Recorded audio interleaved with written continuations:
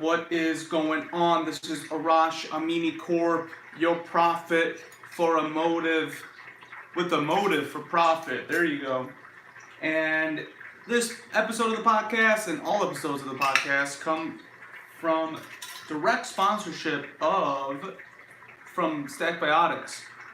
If you are not producing living nutraceutical tea for you and your family, you are lowering your odds of beating off any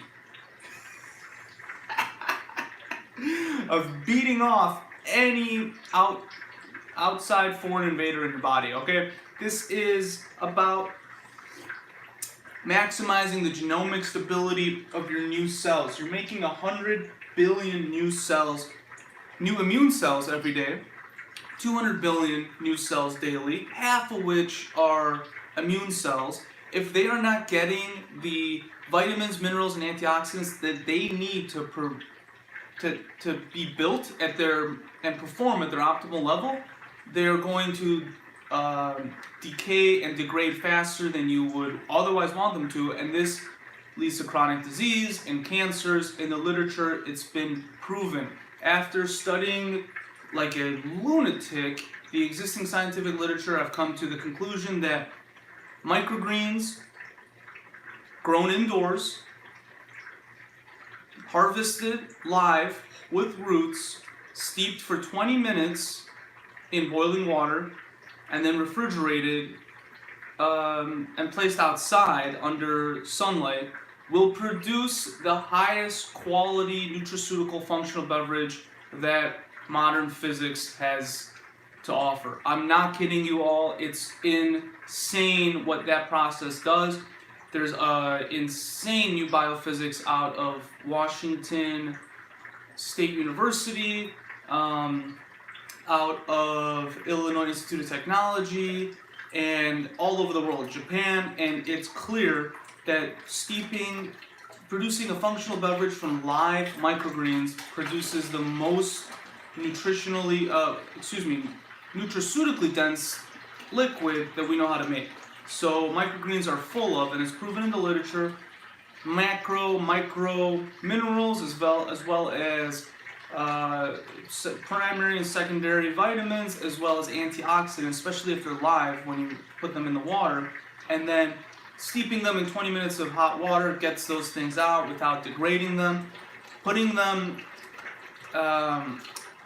cooling them in the refrigerator lowers the energetic state of individual water molecules, and then putting it outside in a glass container, in a sealed container, exposes the water molecules to near-infrared sunlight. So that's 1200 nanometers. It's been proven to be absorbed by the water molecules, so the oxygen and hydrogen bonds in between water molecules, and it forms a lattice structure, like a honeycomb pattern. And this lattice structure can be layered like graphite layers, the single atom thick layers of graphite. I believe it's called graphene. It has all these interesting new properties. My point being, this geometry can be layered stack by stack many times more than we previously thought. It's the reason, I believe, when you see a boat go down a river or across a lake that's been unperturbed, the surface has been is calm, shiny, and not disturbed, you see minutes after the boat is gone, perhaps even 15 minutes up to an hour after the boat is gone, a clear path in the water from where the boat went. And it's clearly a difference in reflectivity on the surface. I believe no one has a good answer for that, because modern physics only says that the water molecules across the layer that form the water tension are only a couple atoms thick, couple molecules thick. And it's actually been proven that they're way more. So, drink your nutraceutical beverage, people. It's really important. And you can make it yourself. Go to stack.farm, grow your own microgreens, steep them, get the vitamins and minerals into the cells of those new 100 billion immune cells, and maximize their genomic stability as vitamins and mineral deficiencies decrease genomic stability, as is proven in the literature. So, has China started World War III? In my estimation, yes. Now, will this be a kinetic war? I hope to God not.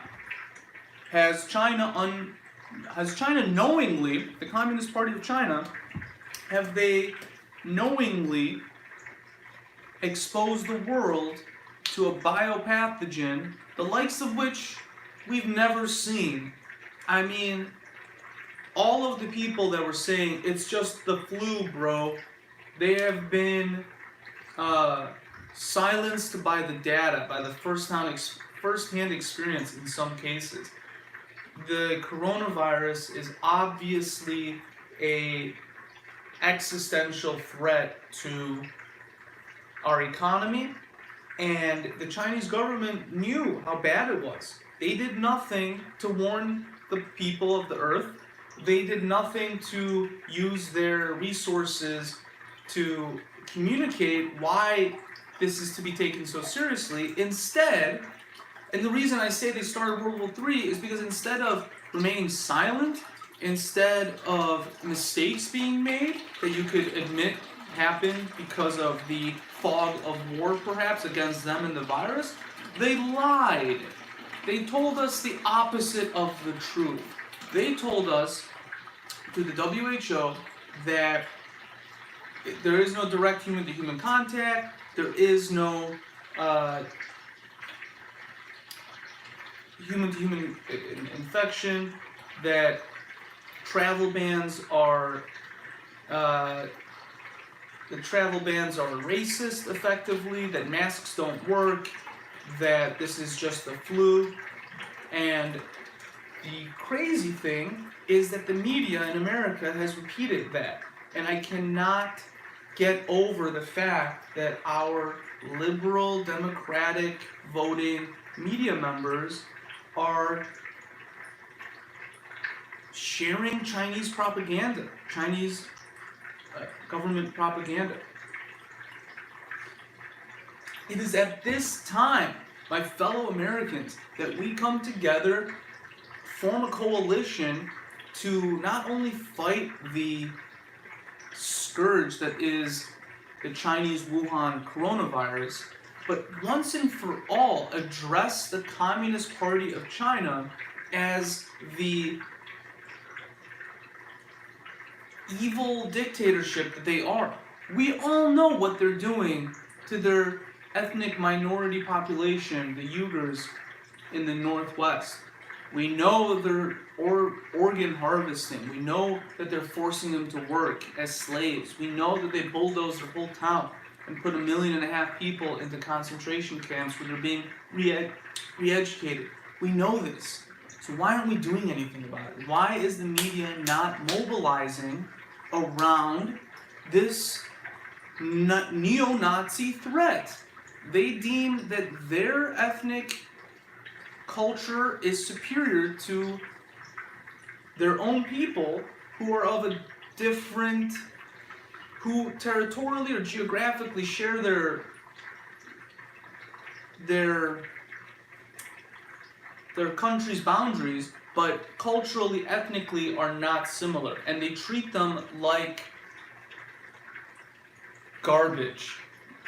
They don't treat them like dogs, they don't treat them like anything else but pure human garbage. This is akin to what the Nazis did to non-Germans, to non-Aryans. This is insane, and we don't say anything. Why can you not say anything? Because you're called a racist if you say anything. Why are you called a racist? Because the media will try to cancel you, will try to make you lose your job and your livelihood if you call out the Chinese Communist Party. Now, I predict we are going to enter into a more overt warfare, a Cold War, I should say, with skirmishes between the West and the East. Now, the interesting thing is that Italy and Iran have both been devastated by the Chinese virus. And listen, first off, I'm not here to discourage or disparage. I'm not here to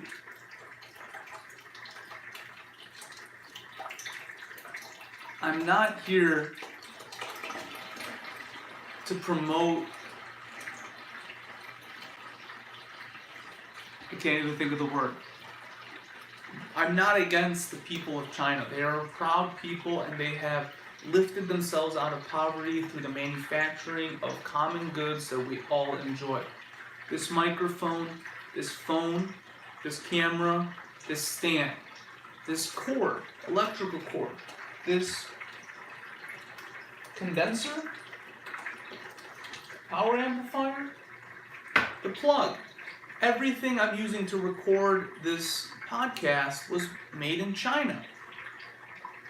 By the Chinese people, not by the Chinese government. And so my enemy is not the Chinese people. However, we're going to have to take sides, because you're either promoting the new Nazis, which are the Chinese communists, or you're fighting against them. It's going to be hard to stay in the middle. Now, the scary thing is that there are many, many Chinese nationals in America right now with stronger ties to China than America or any other country for that matter. And they're going to have to make choices. They're going to have to choose whether to fight for sovereignty or fight against sovereignty. Sovereignty being the deep and intrinsic freedom of expression that every human has been granted by our Creator, the universe, God. Life itself has given us incredible freedoms, and there are two types of people in this world. Those that promote the expression of those freedoms, and those that thwart and repress the expression of those freedoms. And by not taking a side, you are allowing someone to then thwart the expression of freedoms. So our agnosticism in this case, and the people that say, who are we to judge, are aiding and abetting those that are repressing humanity's intrinsic will to express itself freely and thus creatively and thus perhaps divinely. Because the act of creation is ultimately some mysterious and thus divine function. We don't know where it comes from. We have a hard time recreating it. And if we're lucky and we're in a flow state, quote unquote, it simply happens through us, and we seem to take a backseat to this impulse that stems from some unseen source, and thus is non-scientific, and thus is theological in every sense of the word. So, are you for God or are you against God? That's not even the right way to put it. Are you for life or are you against life? It's so much bigger than God, because it's not about your personal relationship with your Creator and what you label it and how you describe it. It's about the common reality we all share on this plane of existence in these Cartesian coordinates that we can all communicate within and amongst each other. It is this common reality that we share, and in such a reality, we're clearly given the freedom of will to make our own mistakes, to experience our own losses, and to learn from.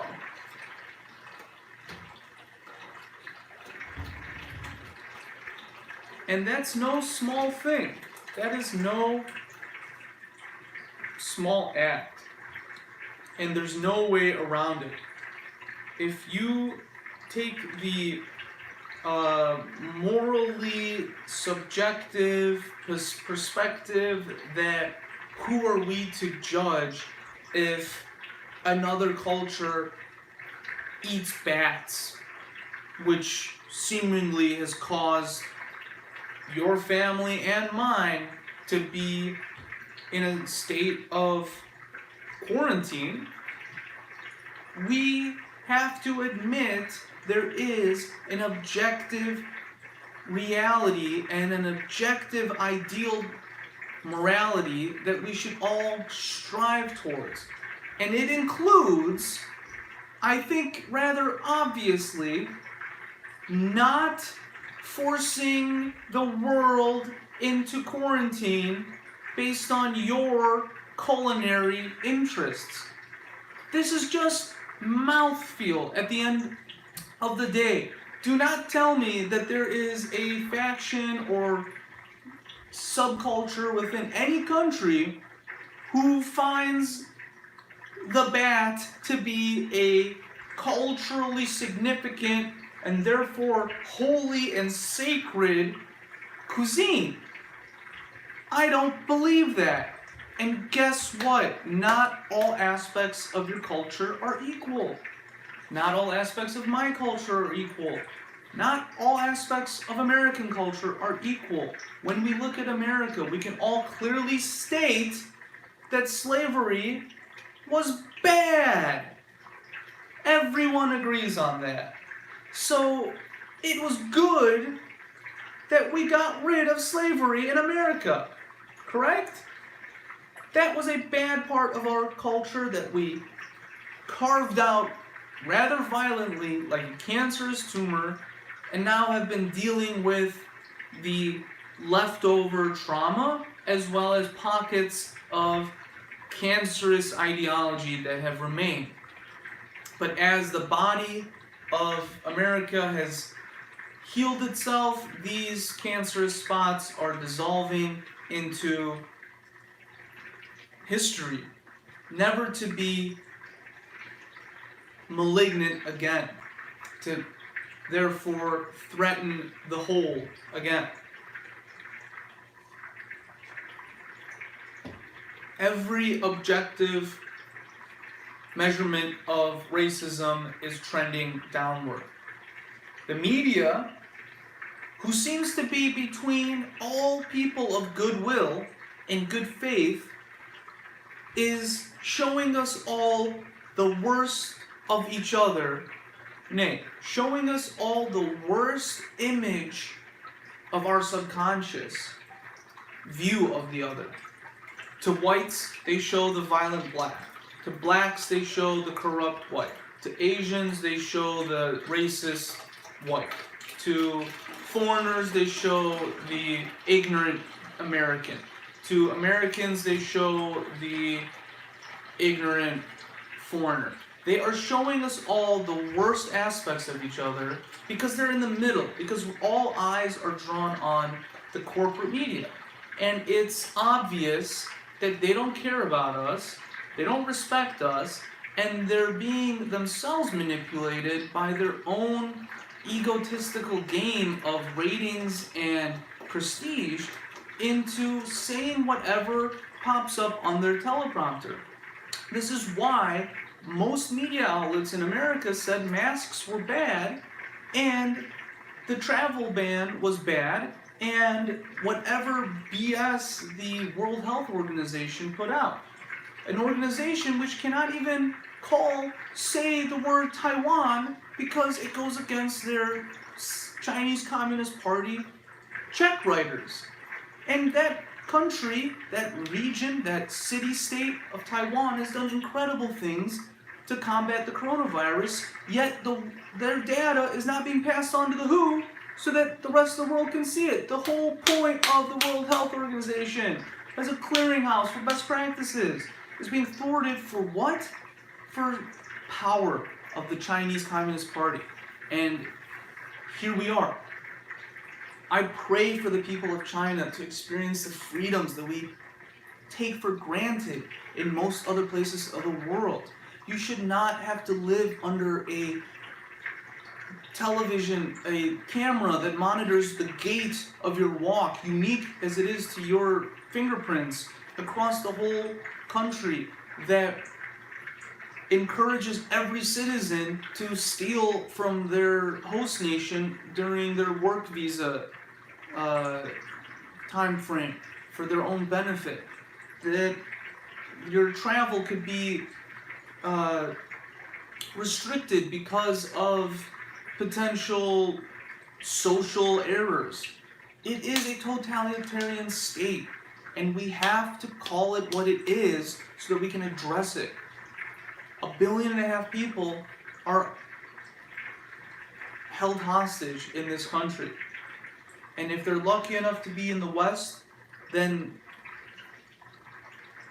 they should have their choice clearly made for them. Remember, it is not a people that is our enemy, it's an idea. And anyone that has this idea infecting their brain, I believe, can be released of this idea, this ideology.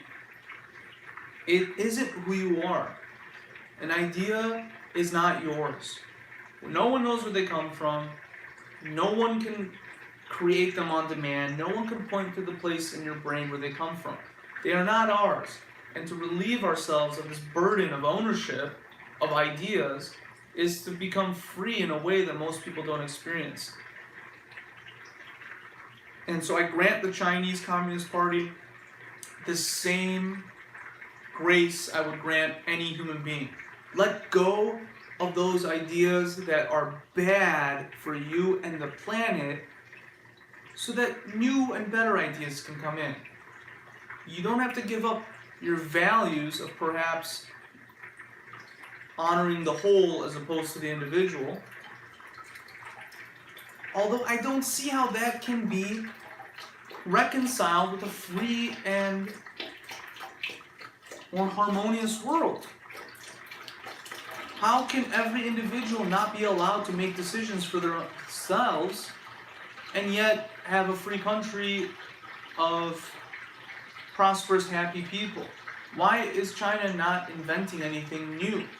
Why is China not discovering anything new, creating anything new? There are no groups of different nationalities and perspectives allowed to freely communicate and push back against their government.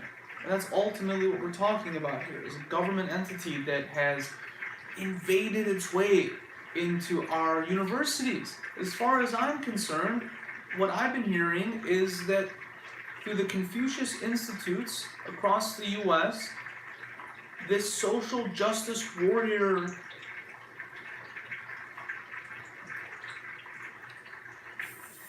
philosophy, theology, is fueled directly by the Communist Party of China, that they have, over the last 50 years, invaded our places of higher learning so that we can not speak freely in the places where it most requires us to think freely. And while we've been fighting amongst ourselves over bad ideas, they've been vacuuming out our multi-generational wealth in the form of intellectual properties. Because the person who is connected to life can create abundantly. Ideas spill forth from people that are connected to life, the cosmos, God, this other thing that clearly drives creativity and ideation and ingenuity, where new ideas come from. People that block themselves off from that don't seem to be able to produce completely new things. They can take something and make it better, because once I give you an object, the human mind can analytically fine-tune aspects to it, but where do wholly new ideas come from? Like, while everyone else was trying to custom or optimize the hydrodynamics of the boat so that it could travel across the world faster, or upstream or wherever it was going, with less energy and more speed and so on, some people said, hey, what if we change the medium completely and fly through the air? This was a radical idea. Heavier than air flight was a radical idea, meaning the object, the vehicle, was heavier than the air it was flying through. That was thought to be impossible by the greatest physicists of the time. And so the paradigm of travel completely shifted. Again, it shifted completely from the horse and buggy to the car, from the boat to the plane, and from the plane to the rocket, although I would say the rocket is just an optimization of the plane engine, more or less, the turboprop, the jet engine. But the next medium is going to be space. I mean, like space-time. You watch any U.S. history cable, the History Channel shows about aliens and so on. Everything's about bending space-time, wormholes. Like, that seems to be. We're not going to be like flying at the speed of light, because that would take even a short, to the nearest star would be like 4 years. That seems unpractical. It seems more realistic that there's an aspect of reality that we cannot yet master via our understanding of physics that will allow us to get to place in space faster than the speed of light through some yet to be manipulated mechanism. Just like the air pressure across an airplane wing was a yet to be manipulated mechanism and led to so many crazy advances, there will be something else. I guarantee you. You look at what's going on, and that's the way it has to go. We don't know anything, and there's so many holes in our understanding of physics. The crazy thing, if I can get into a physics rant right now, is how water is going to be one of the greatest rediscoveries or upgrades of our technology across the planet. There are companies that over the last 25 years have been working diligently in complete darkness because of various reasons, as you do in the lab, inventing new technologies that are going to produce energy on site. There's a company in New Jersey called Brilliant Light Power that has discovered a new equation to the Schrodinger equation, a new answer to the Schrodinger equation, from which an immense body of knowledge has exploded forward. And this poor guy, as I've just felt myself, doesn't have a PhD in physics, isn't in a prestigious university, therefore is laughed at and mocked by the professional physics community, so he went out and started a company. That's unfortunately the route academia has forced anyone with a new idea to pursue if they want their new idea to get distributed into the hands of the average person. And I'm sure he's had some sketchy stuff in his past, but who hasn't? Who has gone through life like Ned Flanders? Like, we're all sketchy. The world is sketchy. We've all made horrible jokes. We've all been depressed and said something. We've all been under the influence of some drug or another and done something horrible. Like, we are far from perfect. Each person on this planet is so incomplete as a human being, so far from reaching and perfecting self-actualization and our purpose on this life. Like, we're so far away from that. That seems like something impossible that we need to cut ourselves some slack. And yes, you should be punished for violent crimes and so on, but like, we all need to forgive ourselves so we can go forward into a new history. We need to start writing new history. I'm sick of all these Hollywood studios with millions, $100 million budgets. They can create unbelievably detailed renderings of, Thor's device that shoots him across the galaxy, or, the intricacies of Iron Man's suit. I mean, beautiful, stunning graphics. All these storyboard writers, all these writers, all these graphic designers, all these computer graphic artists. No one can come up with a positive story for humanity?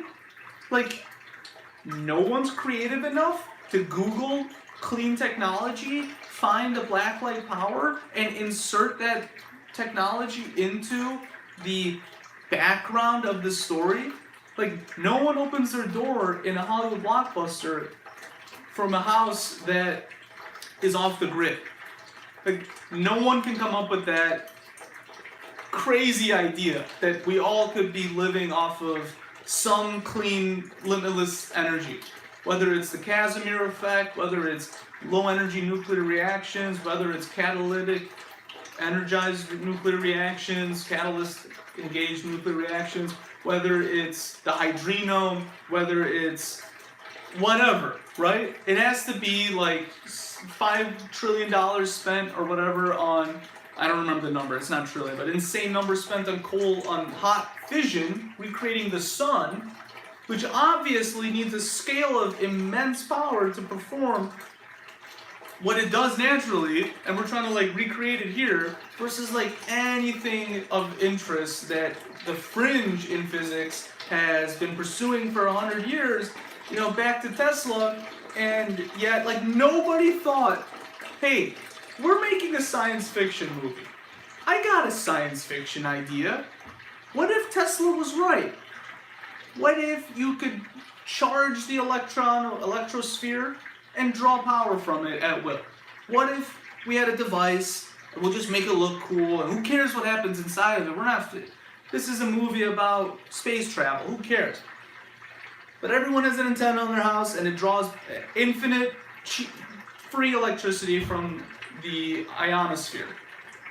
Like, nobody thought to do that, or to create a car that could then like hover and travel into outer space, or like, it's because they don't want to.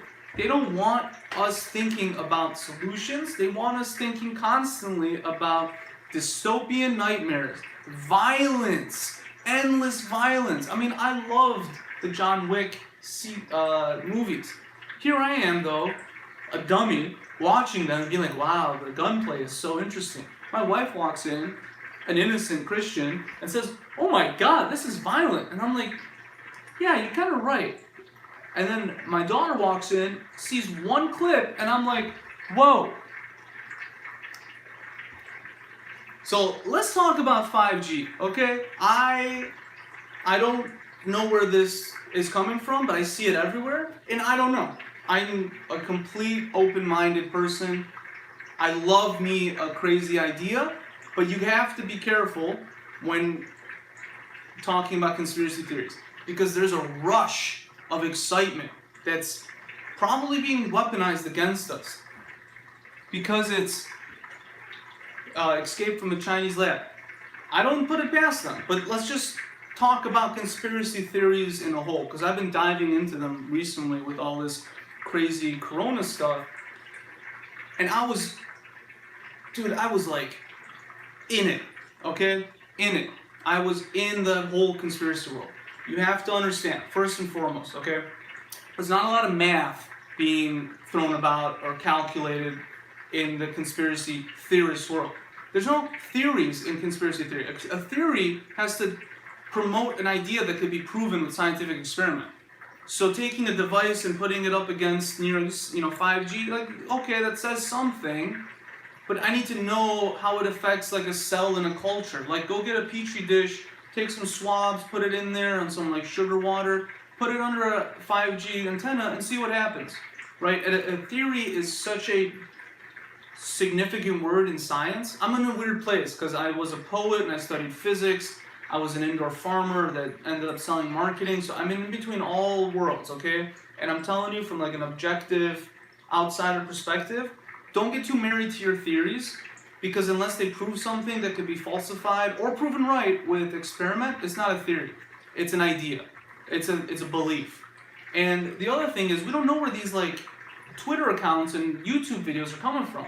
It's often a faceless person talking against the script, and they could very well be psychological warfare against our population by China, Russia, or any other deep state actor. So be very suspicious of big claims, as you are technically, right? And then there's this other thing.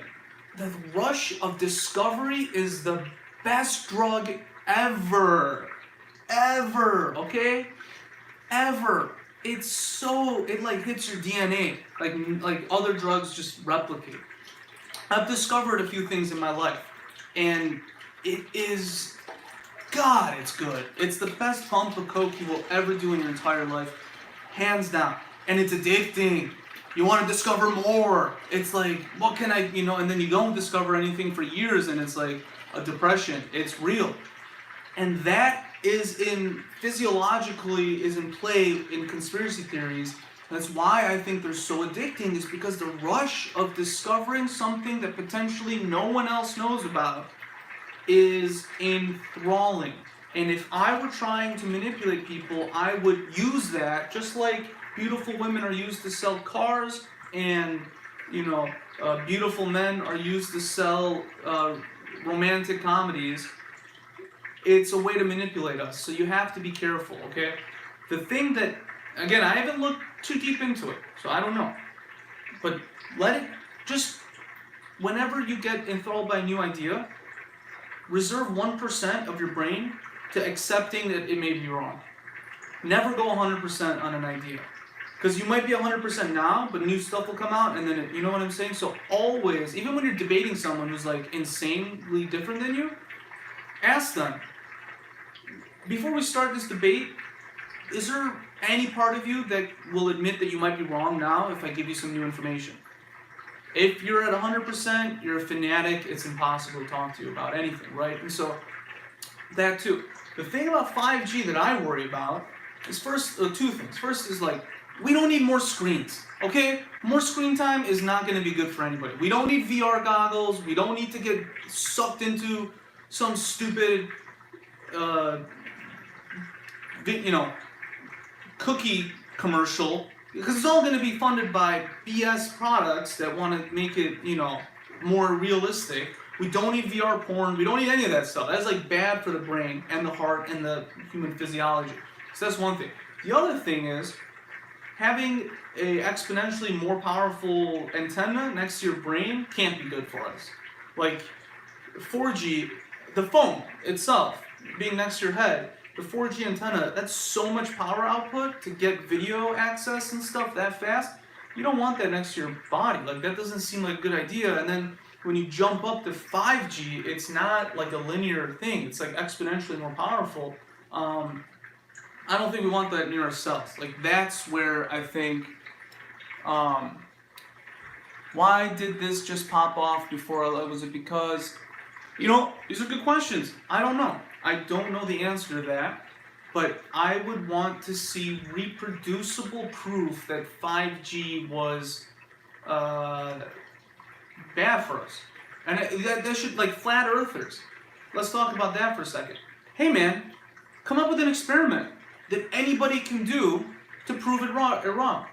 A camera lens outside your thing, that's not good enough. I need you to predict something new that would only be true, or that would prove your new idea true or false, right?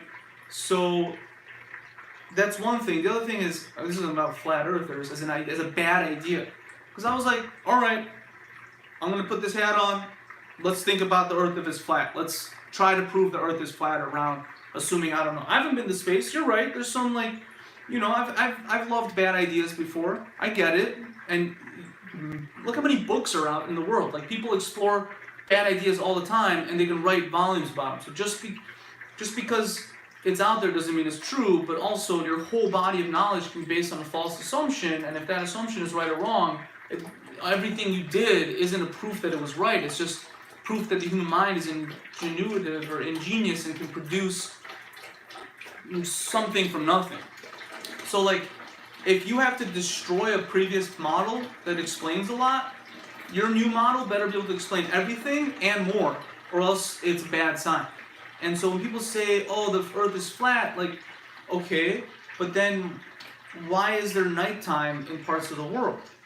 Because if the Earth was flat and the sun was anywhere above it at this height of a few thousand miles, as some predict, it's a sphere of light, an orb. That means it's giving off light in every direction. That means there needs to be light hitting every part of the, let's say, the chessboard of the Earth. So that's one question I don't understand how people can get past. Also, is what's keeping you on the ground? Because if the Earth is flat and there's pressure hitting us down, that means that this thing is moving upward constantly to push us down. Furthermore, why do you accelerate when you fall out of an airplane going skydiving, or you drop a ball from a 10-story window and you can time it? It gets faster and faster as it reaches the ground. The only way to explain a ball getting, or a body of mass getting fast, moving, accelerating towards the Earth, is that there's some force accelerating it downward.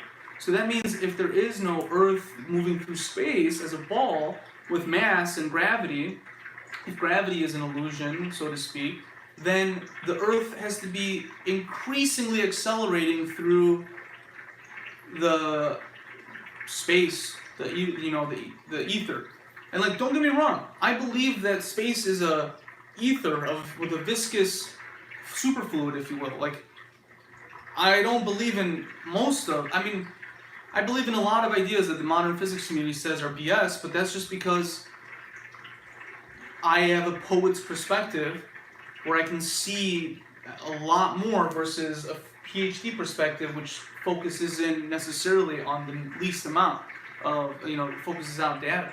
So I'm not, against new ideas, especially groundbreaking ones. And I'm not against conspiracies. It's just, there's obviously has to be some psyops involved in the conspiracy world. And the question, therefore, is how do we suss out what's real and what's not? The best way is a scientific method. If the Earth was flat, we would expect to see this. Okay, since the average person doesn't think the Earth is flat, we haven't been looking or measuring for this, X. So let's go design an experiment to now look for X. That's how every major scientific discovery has been made. So if the Earth is flat, you should be able to construct two poles on 1,000 miles away and send a laser beam from each one of them and measure if they're missing each other. If you shine one straight at you, but the Earth is round, it should hit up here or something like that. But if the Earth is flat, it should come straight. Like, there's a lot of ways to devise experiments to prove it in a reproducible way that anybody on Earth could therefore devise a 100-foot tower, 200-foot towers, 100 feet apart, or 100 miles apart. Like, that's not crazy. We can do that. It's not expensive. You don't need to launch yourself into Earth, into the sky, and kill yourself for publicity to prove that it's right or wrong. So the 5G thing, I'm more concerned of its more innocuous downsides, meaning like we don't need higher definition video. Like we don't need any of that stuff. Everything in our pockets right now is more than enough to do anything we would ever want to do. The only thing that's going to increase is the shininess of the screens due to the new data bandwidth being the bandwidth of the data pipe transfer being increased, and the only apps that are going to be able to capture that newfound power upgrade are going to be the operating systems of your phone. No app on the iPhone store is powerful enough to take advantage of your microprocessor and your graphics card and your memory on your phone. It's only the frigging iOS that increases in complexity to take advantage of those things. And then, of course, as soon as you upgrade that, your battery life goes down, you have to upgrade your phone. It's just a gimmick to make you buy more. Outside of like business needs, I don't see it. And the fact that the towers have to be everywhere, and then it does bring up a good question. If that radiation is affecting the human body, which I'm sure it has, it's physical, it's there. We're all sitting in a giant pool of waves right now. It has to be interacting at some level with the human body. Does it affect the genome?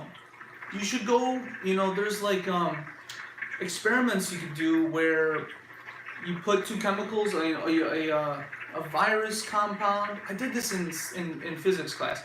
You take a vial of some bacteria, and you add a compound, and you shine a light through it in a spectroscopy device, a light testing device, and the light shining through to the sensor on the other side shifts in frequency, and as it shifts in frequency, it's because the DNA molecules are getting ripped apart by this chemical. And so you can measure the DNA molecules. And so I had the crazy idea of blasting a C frequency, a solfeggio pure C frequency, which my new age friends at the time said was the DNA healing frequency, to see if we can fix the DNA and resist the breakup against this chemical. And the results were inconclusive, and the head of the physics department did not like it, and that's probably why I didn't get accepted in the PhD program. Not to mention I was trying to prove a toroidal magnetic field that I saw in the flying saucer community, and that did not get funded either. So I learned very quickly that dissenting ideas, you can go a mile a minute in the right direction in any academic department. You cannot go against the grain. It takes everything against you. It's the same thing with global warming and carbon dioxide.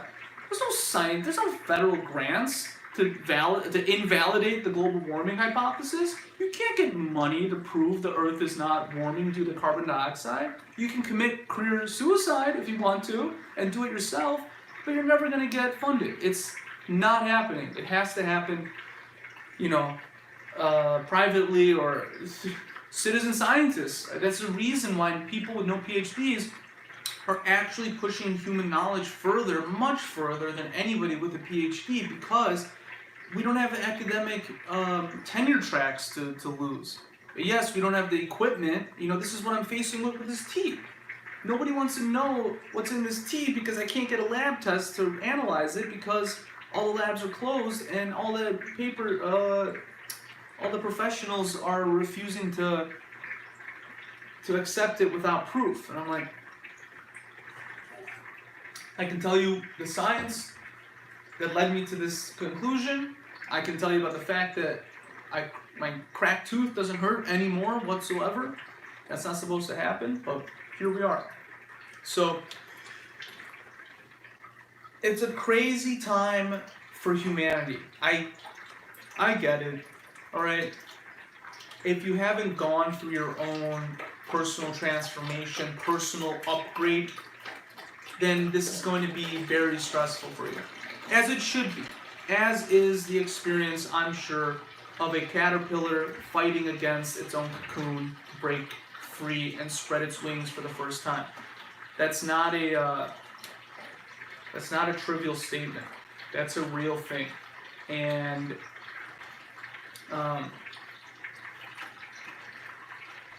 I've already gone through it. Took me 10 years. I didn't have these tailwinds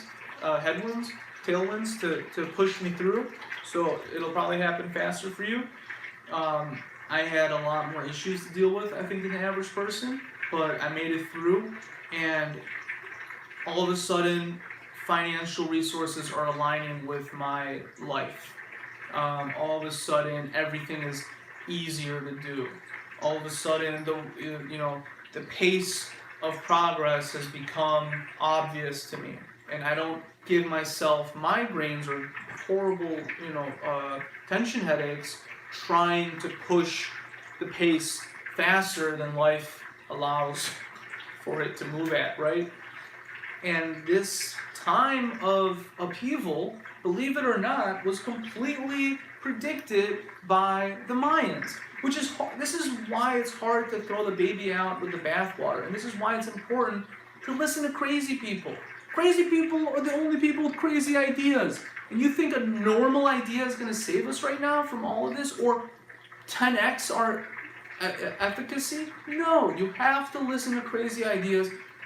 Those ideas come from people with a little bit of crazy in them. So you have to be okay separating the person from the idea and accepting that they may or may not be right, or that they may or may not be all there, right? So I've spent my life being open to these ideas and being very discerning of which ideas to invest in and which not to. and practicing the commercialization and the launch of all sorts of ideas that most of which have not gotten anywhere, but I have gotten a way of proving very quickly which ideas are worth focusing on. And then my track record, my personal track record has been fantastic.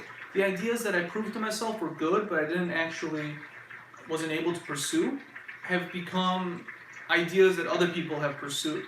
And because they were simply good ideas. And good ideas mean that they will resonate with everybody, that they're real, that they have substance, that they are based in the future, right?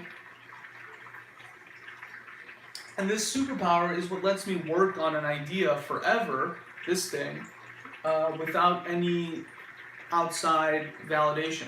I know it's a good idea now. And so the rest of the world will find out when they find out, right? I know this is a good idea. I mean, look at this stuff.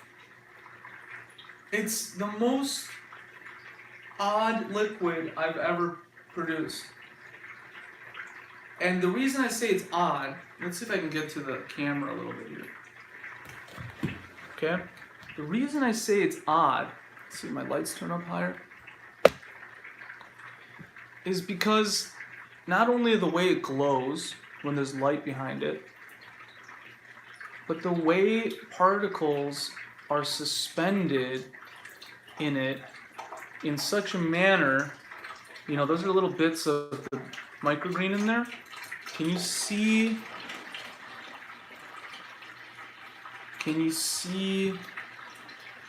the bits of it that float? It's hard to show, but there are pieces floating in this liquid, and they simply they take forever to drop to the bottom.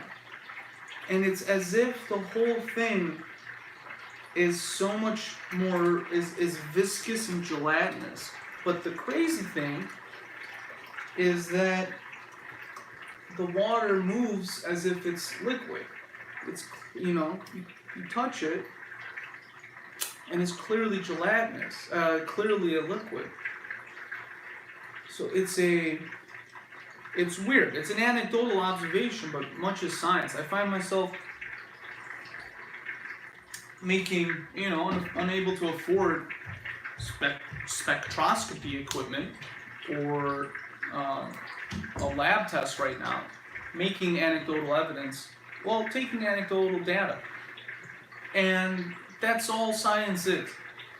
I had a hypothesis, I had an experiment, and this is now the result, and I'm trying to measure it. Another interesting thing is that there's when you steep this stuff, right when you make it fresh and it's hot, the surface of the cup is full of little shiny dots. And the dots look like oil, and they're floating on the surface, so you wouldn't think they are oil, but they're not coagulating into a blob like olive oil might. And it makes me think that there's some sort of electrical separation occurring. If everything was, that there's a lot of charge in the oil. Because if the oil was very positively or negatively charged, those electrons would repel each other. And so you wouldn't get this coagulation. Everything okay? I'm almost done here, folks. I got a few minutes left. But the end product is really baffling to me. I am a citizen scientist. I studied a lot of biophysics to produce this particular cellular stability serum, and the idea was that it should be full of phytochemicals. According to my research, this should be full of minerals and vitamins and antioxidants, as well as a whole host of other synergistic phytochemicals that come from the plants, and that because the plant was steeped live, it's higher in antioxidants, and because I let it sit in the sun, it is increased in charge separation, increase in water microclusters effectively, and those things combined should therefore make all the should make it full of charged ions, I guess, that become more easily absorbed by your new cells, which need vitamins and minerals to form more stable, to become more genomically stable. And someone knock? You guys done? Alright, time to go. And the anecdotal evidence I have suggests that it's working, because I had a cracked tooth about 6 months ago, a crack, and it would hurt anytime I flossed. And now, when I floss... Hey, Caroline, you want to say hi to everybody? Come say hi! Alright, I gotta go. But my tooth has stopped hurting. All completely. And this is also my hour of reprieve. So, God bless them, but women, am I right? And I flossed yesterday, and I don't floss enough, but when I flossed, every time previously it would sting. Anytime I flossed on either side of that cracked tooth, and they said cracked teeth can't heal themselves. You have to get a root canal, and that might help, and then ultimately you have to get a crown if that doesn't help. And I'm like, it's like $5,000, $2,500 each. I'm like, I don't have insurance. I'm not going to pay for that. And it stopped hurting completely. So I think I'm on the right track. So we'll see. I'll get an x-ray. That should be some evidence. And we'll keep going. All right, stack.farm, everybody. Build your own farm. Grow your own functional, produce your own functional beverages. Sell them locally. That's my call to arms for everybody. Take care. Godspeed.